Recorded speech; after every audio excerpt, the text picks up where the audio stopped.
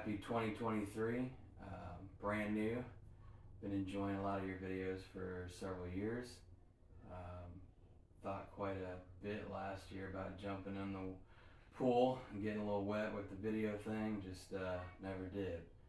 But I decided, why not? Let's give it a go. 2023, vinyl tag, new year, new questions, some interesting stuff to go through. Try to keep it relatively brief, but fun and informative maybe at the same time. My name's Joe. I'm in Raleigh, North Carolina, and I've been collecting records for maybe 11 or 12 years, and also dabbling with buying and selling and enjoying vintage hi-fi gear to coincide and kind of elevate the vinyl experience, you know, the sonic quality of that. And you know, the name of my channel, Analog Aesthetics, is all about not just the name analog being, you know, the sounds that we love, the vinyl, that tangible aspect, but you know, there's a correlation or a connection in the very definition of analog and the aesthetics and the beauty of the music and, you know, the artwork and the stuff that goes into the jackets and the inner sleeves and all those things speak to, I think, a higher truth and beauty and goodness. So hence the name of the channel. Been enjoying several of you guys in particular over the years, and I wanted to give a shout out to someone who kind of RIP'd their channel last year towards the end of the year, and that's Hollis from Pop Culture Graveyard. Just awesome channel, was so informative, and even someone who's been loving and enjoying music for decades. He brought a lot of new, fresh ideas about some of the music. It's so informative about bands and genres and things that were happening in those days. Some of the deep dives in particular on Gang of Four and Devo were just awesome. So wish you were still around doing vids. I know you're maybe up to something new, so we'll see. But yeah, Tim, University of Vinyl, Telegram Sam, Omaha Introvert, lots of different people. What is that?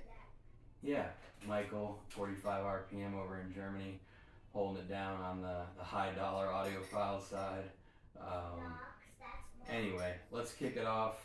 I got my little trusty Snoopy notebook, courtesy of my 5-year-old. Procured that the other day, just to rock out the 20 questions. So we have favorite of 2022. I struggled almost more than anything on this one. Wasn't much at all that came out last year that I purchased and really got into, except maybe one of the disappointments we'll get to later. Probably would say The Smile, you know, Tom York and Greenwood and company. Really enjoyed theirs. Haven't picked it up yet on vinyl.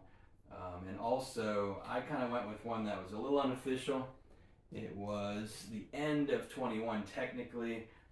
But this is Rugged Nuggets, Odds and Ends, instrumental funk soul, one of the best instrumental funk jams I've picked up in quite a while, and I pick up a lot of them. If you're familiar with Daptone, some of the older Numero group stuff, this is Coal Mine. They're pretty hot to trot these days. They put out a lot of good stuff in this genre. I think this is one of the best ones they've put out. This is the red, limited to 750, and if you just love funky, grimy, good, like cinematic, instrumental stuff, this is slamming good right here. Rugged Nuggets. Next up, we got the last concert that I saw live would be David Gray, 2021. He did a 20th anniversary White Ladder tour, and I was thrilled a year or so ago when they finally released White Ladder on vinyl. I have both the Vinyl Me Please 45 RPM cut by Ryan over at Sterling Sound. That sounds probably a little bit better than this box set, but this one's pretty solid too. What I love about this box set is the two other discs. So you got the album, the studio album on the first two discs. The second two discs, you got a bunch of demo, outtake stuff that hit the cutting room floor, never made the album, etc. That's where this box set shines brightly. I highly, highly recommend, if you like, you know, neo-folk, modern kind of singer-songwriter, any of those genres close to those, please pick this up. You will not be disappointed. David Gray. Next up, the first album is the best. Wow, I had 20 things streaming through my head as I thought through this for several days. And I wanted to do this one because it was kind of a cool 2-for-1 firsts. So this is the British blues rock outfit, Bad Company, as many of you probably know well. But what's cool about this is their first studio album, 1974, and it's also the very first release on Led Zeppelin's Swan Song label. So double first, you got Rocksteady, and my all-time favorite, Ready for Love, which is just a super banger. You got Bad Company, The Way I Choose, Don't Let Me Down. Start to finish, you can't go wrong with this one. I love a lot of stuff from this era. It's not my top genre per se, but this is excellent. Next up, we got the Hat Trick. Big hockey fan, go Lightning. I don't have any CDs. I have some cassette tapes. We'll touch on that later. But I decided to do something a little different for this question. So, my hat trick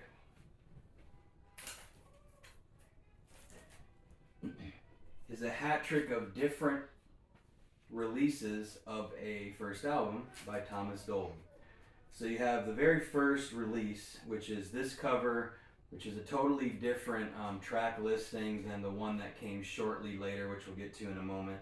But this one has both of the original singles that were produced by Andrew Partridge of XTC, and those two tracks are Leipzig and Urges, so you get both of those OG cuts on the first pressing. Then, kind of right after the release of She Blinded Me With Science, they kind of grabbed all of the extended 7-inch cuts and stuff like that from Dolby's work for the golden age of wireless, and they did this mini EP. It's not really his second album or anything, it's just kind of, pulling some key cuts from this album and including, of course, Blinded by Science.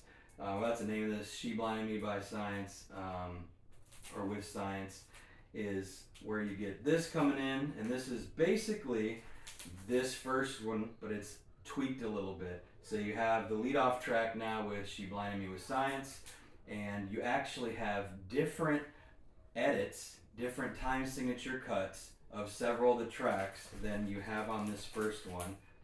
And it's just super cool. And one of the tracks, I think it's, which one was it?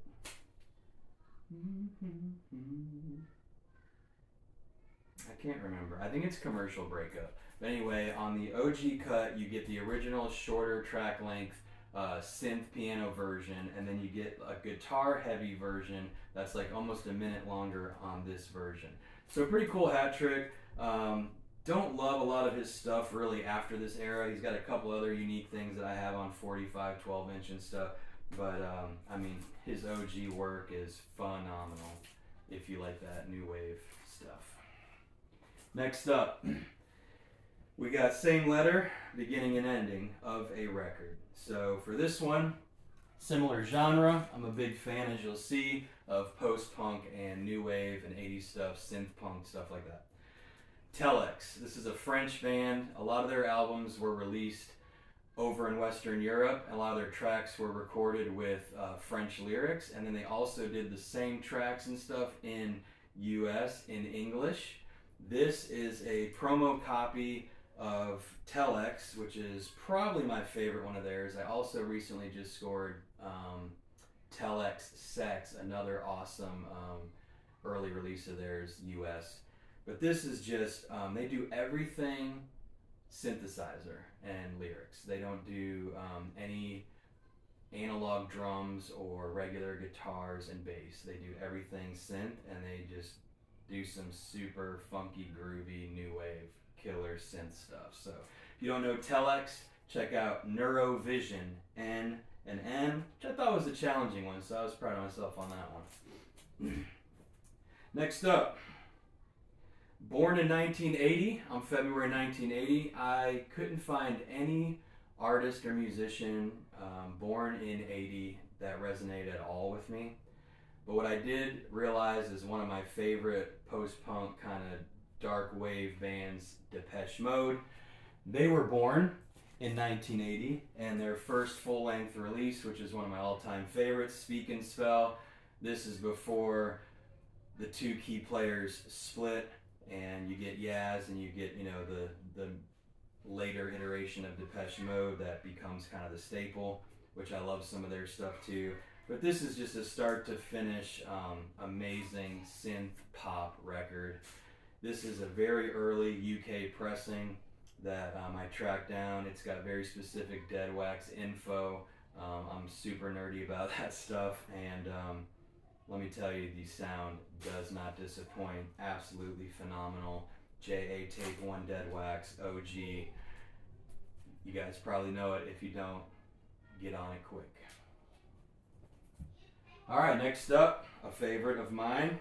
We have most listened to album of this year. This was a tough one. I listen to so much variety. I'm not really just hitting one thing super hard usually. Of course, that happens from time to time. You just fall in love with something new or something. And you always go back to some of the staples that you grow up with. But I was really, really into this band. In particular, this one right here. This is the original first release, UK. Scored this last year, kind of a grail, but we'll get to the other grail later. Gang of Four, Entertainment. I mean, just what can you say? I think it's probably, I definitely can make a case that this is the best early post-punk record right here, especially UK wise. I just love it. Natural's not in it. Damaged Goods, not great, man. I mean, I found that Essence rare. At home he's a tourist. You just, whatever, man. Get this in your life on a regular basis if you like this genre even remotely. Gang of Four, Entertainment, OG pressing. Next up, we're going to stick with the flow, Gang of Four. So they were probably what I was into the most this year. Just kind of really discovered them for real last year or so. Hollis was an influence on me getting back to these guys hardcore. So you got their second record, Solid Gold. You got their one after that, Songs of the Free.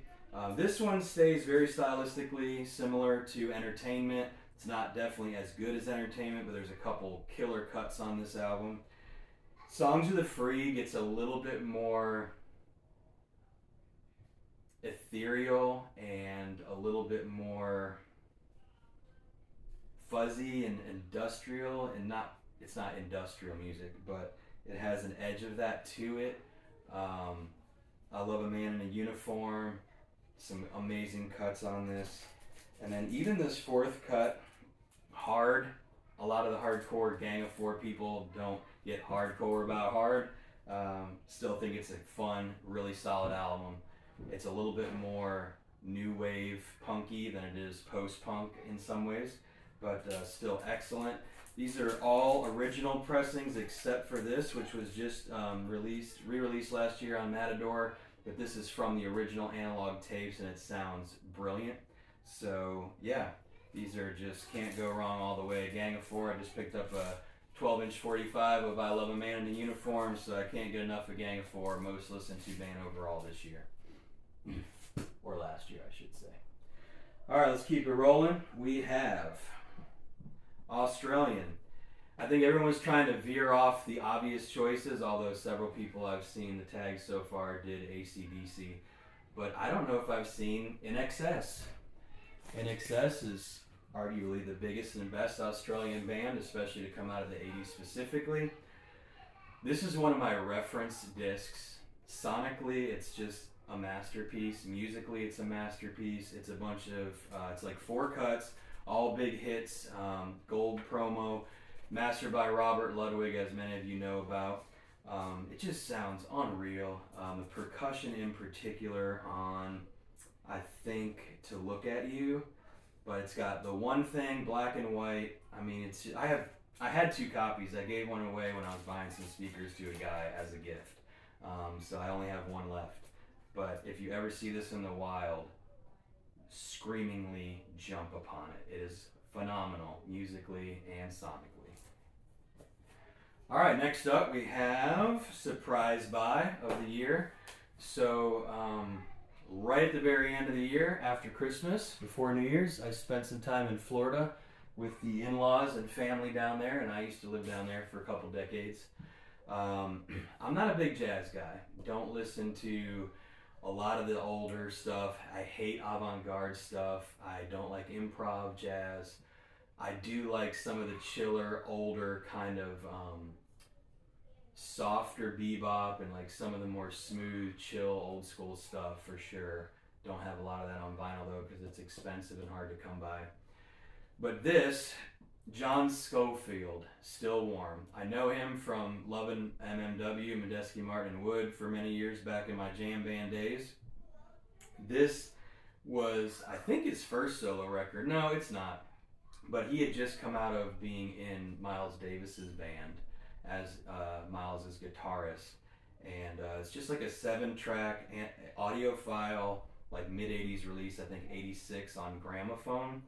And it's chill enough, but also really musically interesting at the same time. Just beautiful sounding record, got a lot of good head bops to it. So that was a surprising buy for me because I don't get down with a whole lot of jazz. So yeah, check it out, Still Warm. Next up, a band you're complete on. Had to go with somebody who I loved, but didn't have a huge catalog because, you know, most of us don't have, 30, 40 records from one band. I know some of you old school cats do, but I'm about quality, not quantity. I have maybe 400 or 500 records in over a decade of collecting because I just don't want the volume. I don't think we can appreciate those records in that quantity. So I want to really enjoy my collection and chase what I love and what sounds great. And one of my rules is just trying to think about over a decade ago, before I even got into records, I was always a huge music guy.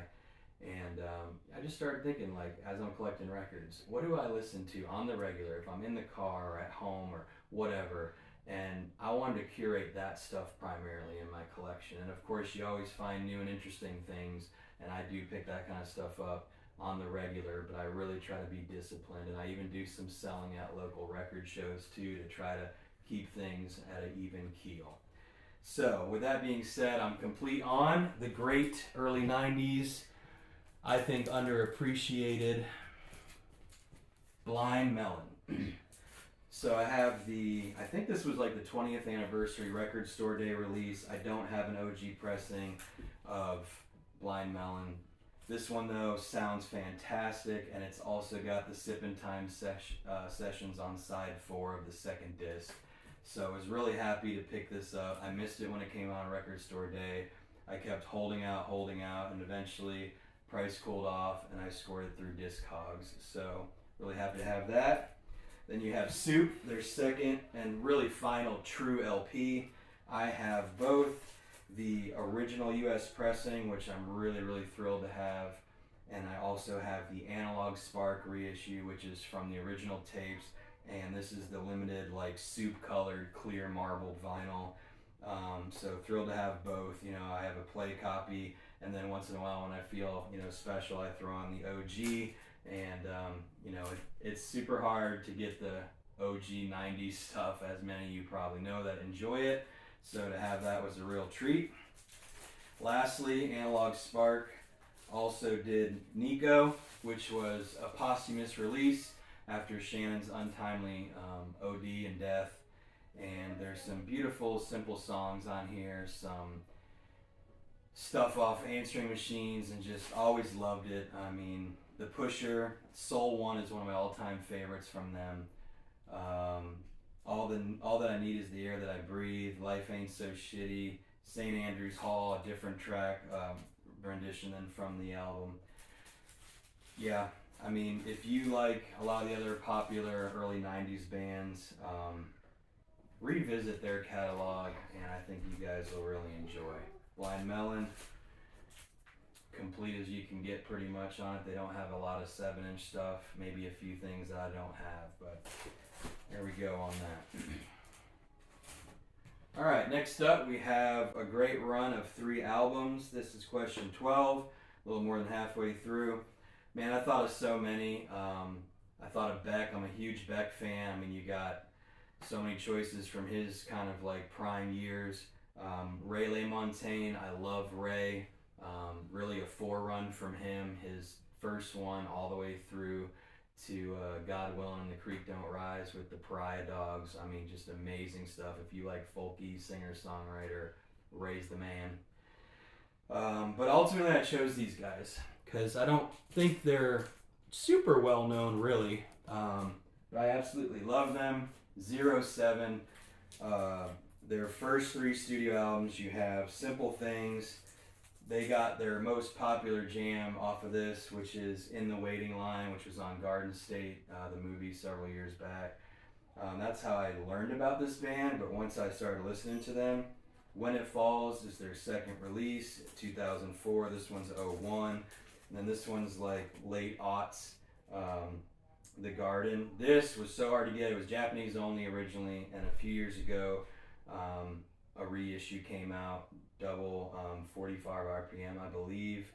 These just all sound amazing. 07 is like lo-fi, a tinge of trip hop, amazing vocal arrangements, and a variety of male and female vocalists on a lot of different tracks. Their 4th LP, which never came out yet on vinyl, which I hope does, is Yeah Ghost, and there's some incredible tracks on that as well. So 07, great run right here. Sia, the famous female singer that many of you guys might know, this is kind of her origins, really. I mean, she did some early solo stuff, but like I think she really hit her stride with the 07 run. Jose Gonzalez, another killer folk musician, does some killer stuff, crosses and some other tracks. 07, phenomenal run of 3 right there. Let's see what else we got. You know what? I need to partake real quick. This cold West Mall Trappist. This is what the monks drank for lunch, and nothing like a Sunday afternoon beer like this to go with some records.